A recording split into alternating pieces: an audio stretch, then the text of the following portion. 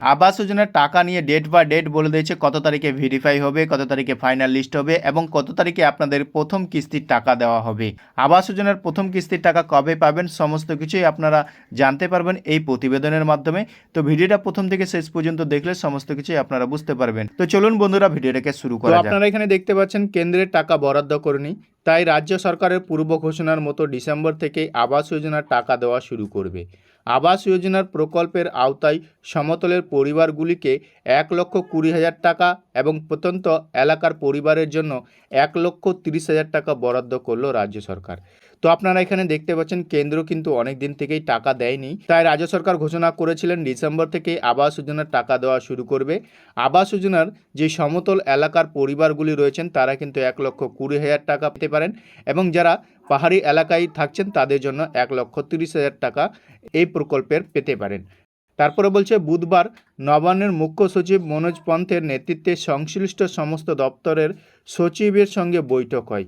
প্রশাসনিক সূত্রের খবর, সেখানে সিদ্ধান্ত হয়েছে আবাস যোজনার অনুমোদিত তালিকায় পাশাপাশি অপেক্ষারত তালিকার পরিবারগুলিকেও সমীক্ষার আওতায় আনা হবে।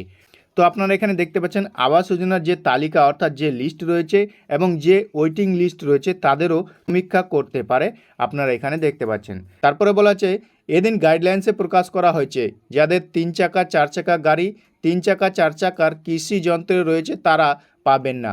মাসিক 15,000 টাকার বেশি আয়ের পরিবারগুলি এবং ইনকাম ট্যাক্সের অধীনের পরিবারগুলি এই প্রকল্পের টাকা পাবেন না। তো আপনারা এখানে দেখতে পাচ্ছেন কারা টাকা পাবেন কারা টাকা পাবেন না। এখানে গাইডলাইন্সে বলা হয়েছে যাদের 3 চাকা 4 চাকা গাড়ি রয়েছে এবং 3 চাকা 4 চাকা কৃষি যন্ত্র রয়েছে তারাও কিন্তু এই প্রকল্পের সুবিধা পাবেন না এবং মাসিক যাদের 15,000 টাকার আয়ের বেশি রয়েছে তারাও কিন্তু এই প্রকল্পের সুবিধা পাবেন না। এছাড়াও ইনকাম ট্যাক্সের অধীনে যারা পড়েন যে পরিবারগুলি তারাও কিন্তু এই প্রকল্পের সুযোগ পাবেন না।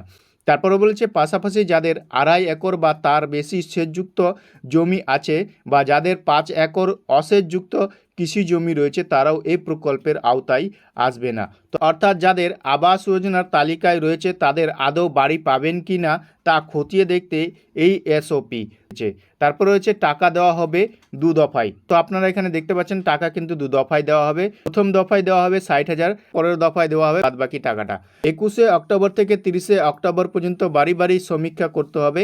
তো আপনারা এখানে দেখতে পাচ্ছেন 21শে অক্টোবর থেকে 30শে অক্টোবর পর্যন্ত বাড়ি বাড়ি গিয়ে সমীক্ষা করবেন কারা বাড়ি পাবেন কারা বাড়ি পাবেন না।